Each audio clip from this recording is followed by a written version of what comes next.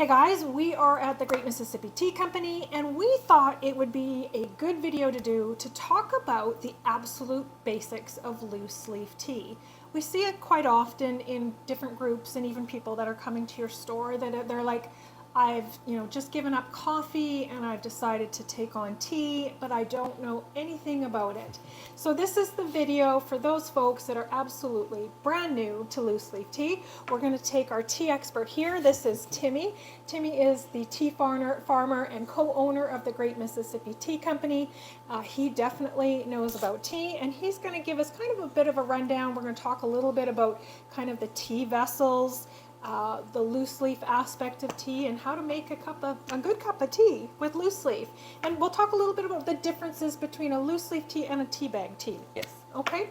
So where do you want to start? So I guess the basic thing is most people these days, especially in the U.S., they know tea bags. You go to the store, you buy a box of tea. It's already in a bag, so you can pull it out, you steep it, or you do it by the cup, or however you want to do it. And then you just toss that tea bag. Commodity tea is what's in a tea bag. So it's just ground up bits, basically, of tea. It originally, tea bags were just a lower grade of a higher quality tea. So they used to do what was called a fanning system. And they would take the tea, and it's kind of what it sounds like. They had huge corridors, and on one end were these huge industrial fans, and they'd throw the tea into the corridor, and where it landed is how they graded it. Wow. So of course the heavy stuff, which is your higher quality loose leaf tea, is heavy, so it falls first, and then all the way down to nothing but dust. The picos, so if you ever look on the back of the Lipton box, you'll see orange pico. It's just one of the grades of tea. So it's just, there's orange pico, black pico, white pico, it's just the picos. Okay. And they're just broken leaf is what it is. So that's what used to be in a tea bag. Now, if anyone's ever been to Charleston, they would be able to see what that looks like. Basically, they run it through now what's called roto vanes, and they shred them up into little tiny bits of tea, which is what you see in a tea bag now. And it can be much harsher than the regular teas, as they used to be. When you make tea, you actually damage the leaf in the process. Would they, because they're grinding the leaf, are they doing more damage in the process? Yes.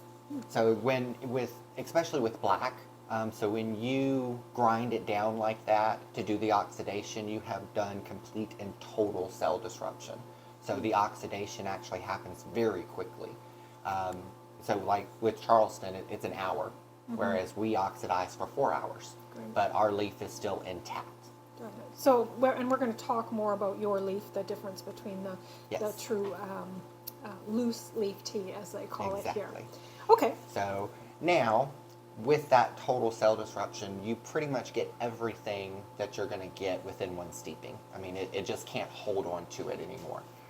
So when you steep it, you're pretty much got everything. I do know a couple of people that have steeped a tea bag more than one time, usually a second. And there may be a little bit of flavor, but it's not going to be much.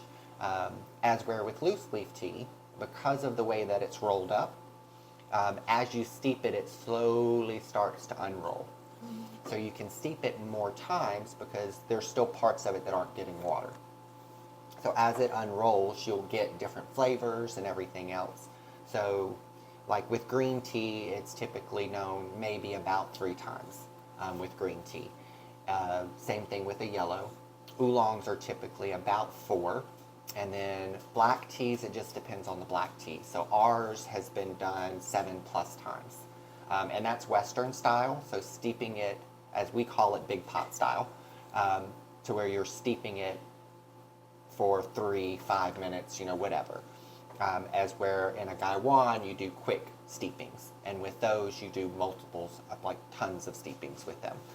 So it just depends on what kind. Let me stop you for just a second. Knowing that most of these folks here, they're probably hanging in here, are completely brand new to tea. Maybe just touch super briefly on what is an oolong, what is a yellow tea. These may be folks that just know tea, they Yeah. don't know those different varieties. So Absolutely. I didn't know oolong when I came in and met Timmy, so that's why I kind of bring it up. Yes. So green tea is, well, we'll go with white first. We don't make a white tea just because of the standard. So typical white teas are going to be one leaf in a bud or just the buds by themselves. And it takes about 100,000 buds to make a pound. Wow. On white tea. So that's why we don't currently make one. It's just too tedious, and we'd have to charge more than we think our customers would probably pay. So we just don't do that one. Green tea is 2 leaves in a bud, and most of the time so is black. But our black tea has 3 leaves instead of 2. So the green tea has to go through a heating step, which keeps it green, and you do either pan firing or steam when it comes to that. And then, of course, the rolling and the drying goes into that. Black tea has to go through a withering step, but then it also needs to get rolled to start that cell disruption and to get it shaped. So every tea will get rolled at some point, except for white.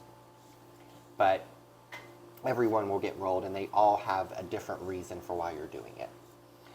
Then black tea is going to be oxidized, which is why you get that nice, beautiful brown to reddish color in a black tea.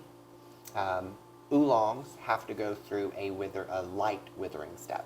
So they need the sun to actually create some of those chemicals so that when you do the tumbling step, which is putting it in a barrel and just spinning it around and around to start the bruising of the leaf. And then that's where your florals are going to come in. Or your fruity notes, depending on what kind of oolong that you're making.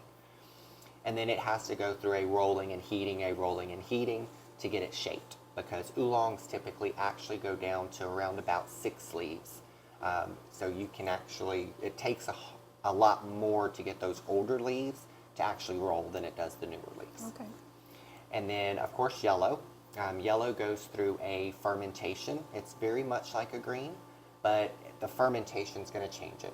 So you're going to get prebiotics, probiotics, all that kind of stuff in yellow tea as well. It does not oxidize or does not ferment like other people think fermentation. There is no sugars added and all that stuff to make alcohol. So you're not going to have an alcohol content to it. It's an anaerobic fermentation, which just means without oxygen. So, and then it has to be shaped and dried and everything else. The only one that you're really wanting cell disruption in is black tea. And that's why it changes color so much. You'll get some color change in oolongs as well, just depending on if you're wanting a lighter oolong or a darker oolong.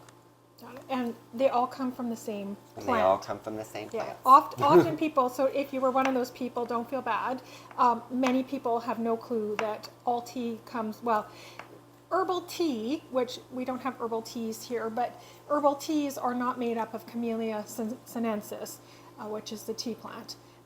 So herbal teas get that definition, but really don't kind of count as a tea. But any tea-leafed plant tea, like black teas and green teas and oolongs and yellow, all come from the Camellia sinensis plant, which is the same. So it's a good one. Okay, so let's get into the leaf. Do we have any leaf that we can show them? We do. Pause Have to for grab one it. moment. All right, so we do have some leaf. So here is some green, and as you can tell, it's just all completely loose. That's why it's called loose leaf tea. There's nothing surrounding it.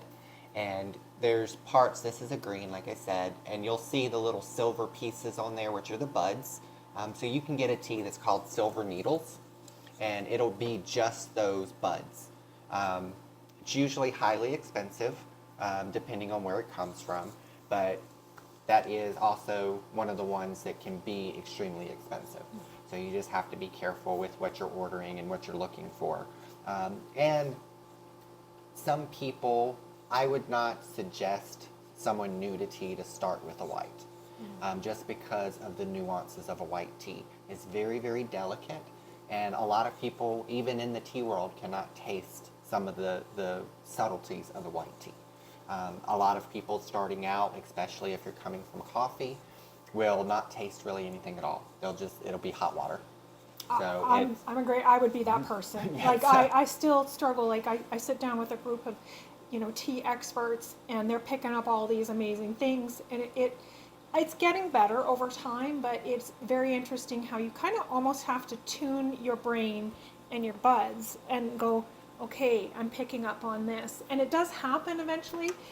So I can see why white wouldn't be a good Yeah, place to good start. place to start. Where would you tell somebody to start? I would start where you're at.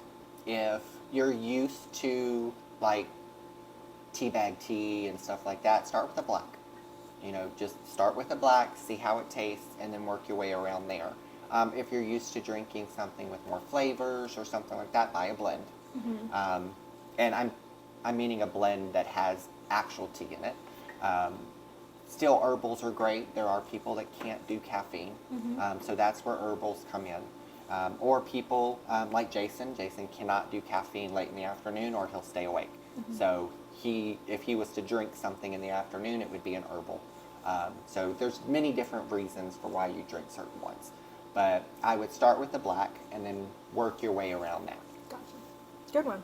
Good. So When it comes to steeping your tea, each tea has a different temperature that you need to steep it at. So white tea is typically actually more around about 180. Green tea is the lowest, about 175. And the reason green tea is lower is because of the delicateness of it. And if you oversteep a green tea, not ours, of course, but anybody that's had ours will know this, but typical green teas anyways, when you steep it at too hot of a temperature, it becomes bitter and astringent. Same thing as if you steep it too long, it will become bitter and astringent.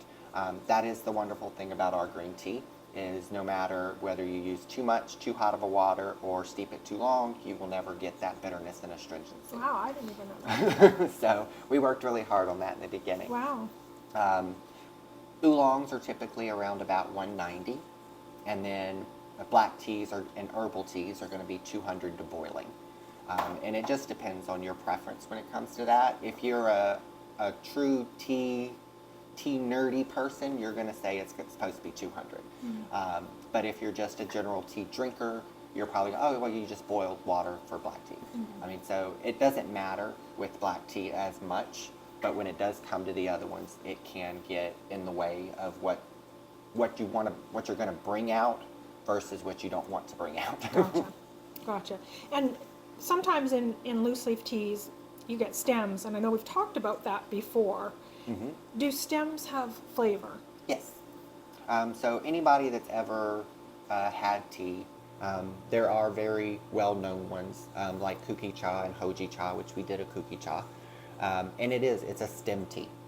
And there is flavor in your stems. A lot of your fruity notes that you get lie in your stem, which is why oolongs usually have more of that fruitiness to them. You can get it because you have more stem in oolong. Okay.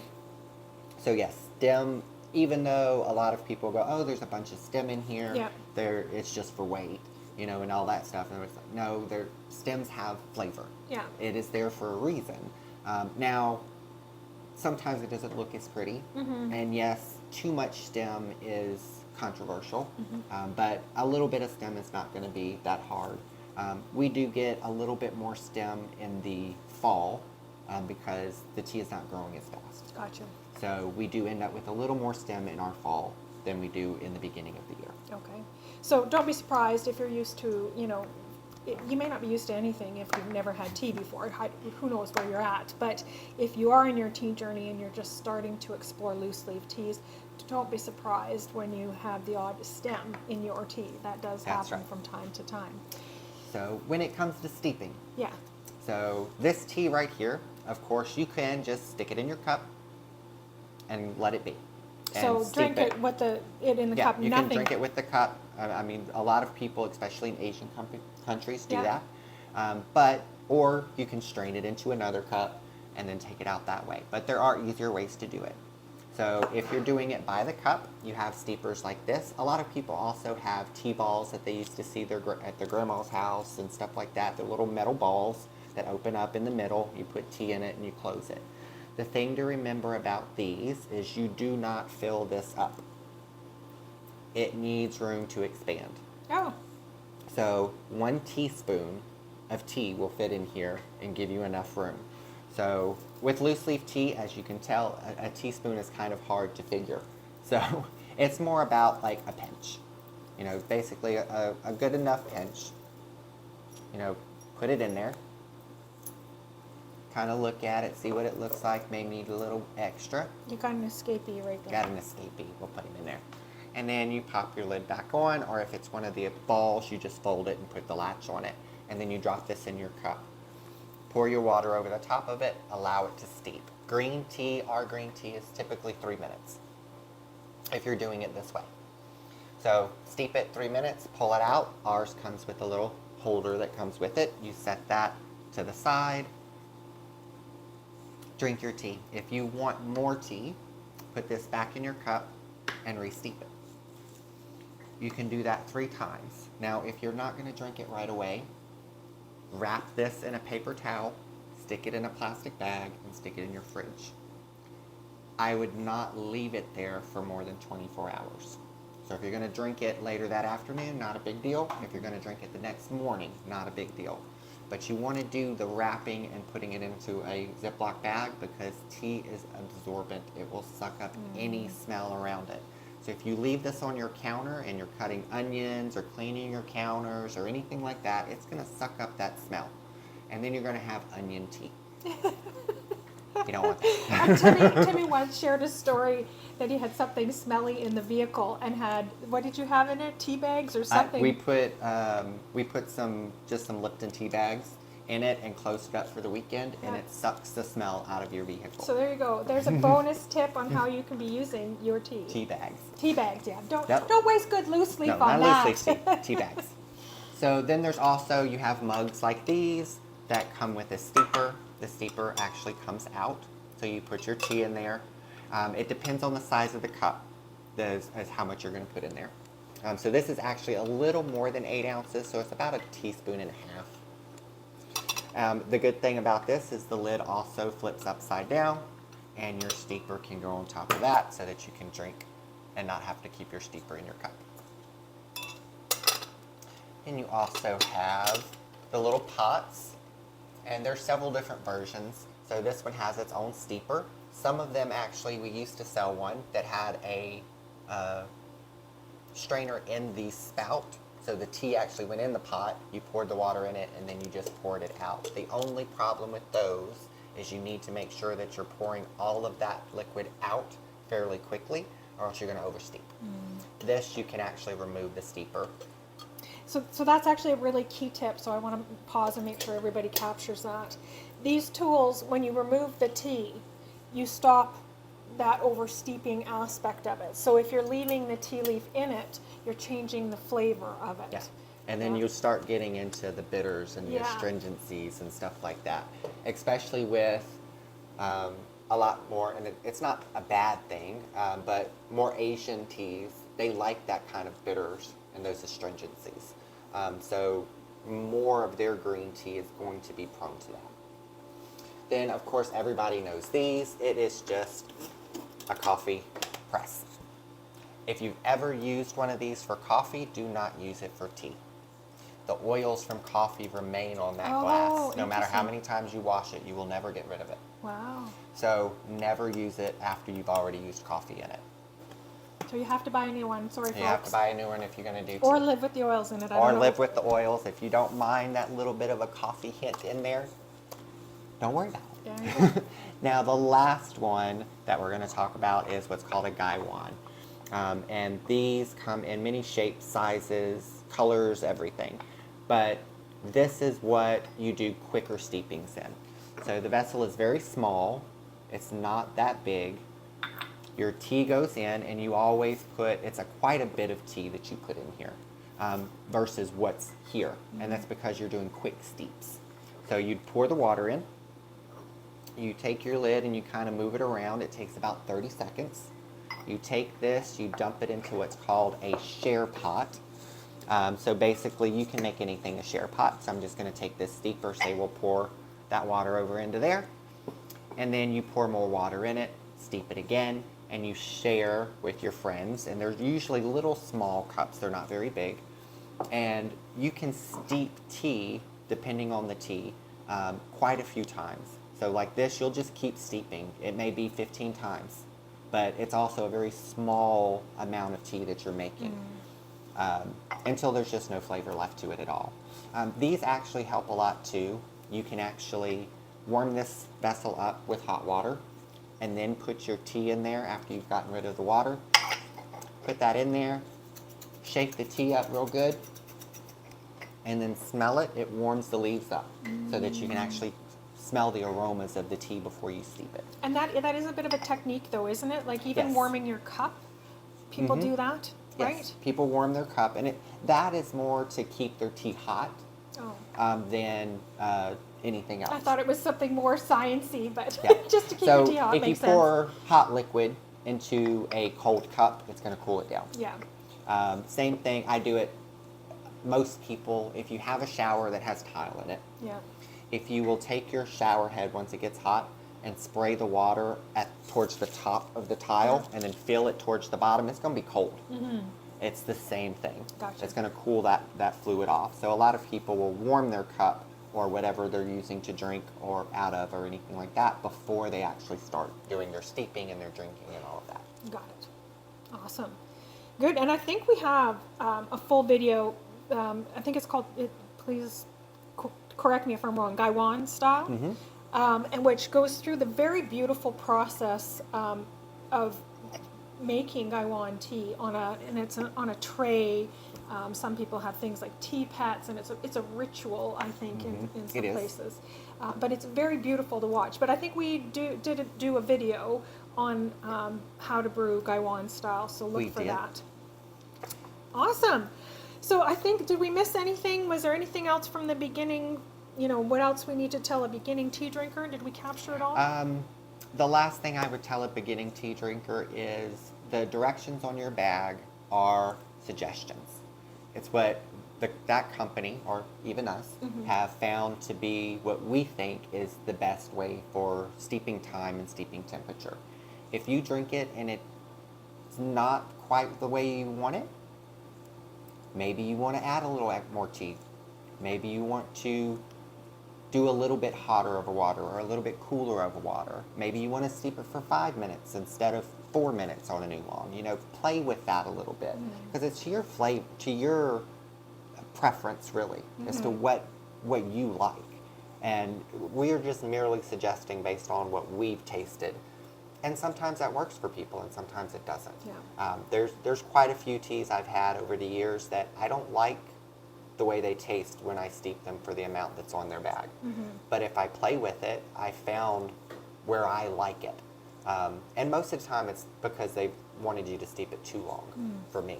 And I wanted it a little bit lighter. What would you tell, like, to understand, and I think it's as simple as, you know, if you steep it longer, you're going to get more into those kind of bitter notes. You're going to get more flavor in some cases, depending on what you're hitting, but you also may start to get into the bitter zone and stuff. So and that is the fine balance. Is to find where you want it. And like I said, there's some people that like those bitters and those astringencies. They don't bother me. And I mean, I don't like them. Yeah. But there are people that do. Yeah. Awesome. Okay, so moving on to what's next, you guys. I would say if you are brand new to tea, check out our other videos. We have quite a few videos on things like how to store your tea. That is very important because you can actually lose a lot of flavor of your tea and have it run out into a little bit too soon if you don't store it properly. So make sure you store your tea properly and check out our regular videos. Awesome, you guys. Take care. Take care.